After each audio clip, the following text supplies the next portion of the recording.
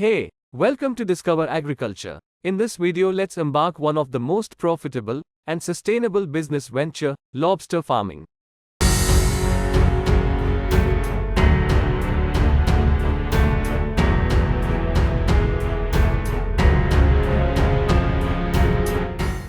Lobster farming is a modern practice that has gained popularity since the early 20th century, providing a controlled environment for the growth of these coveted crustaceans.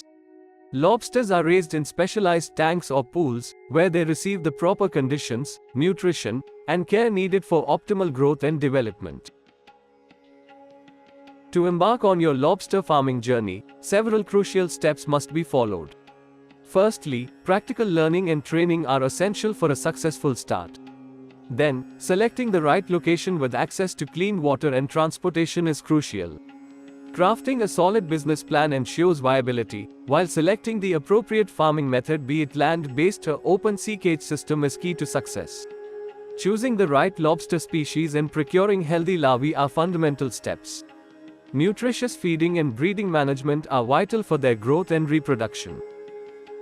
Regular health checks and optimal harvesting techniques ensure the well-being of your lobsters and the quality of your yield.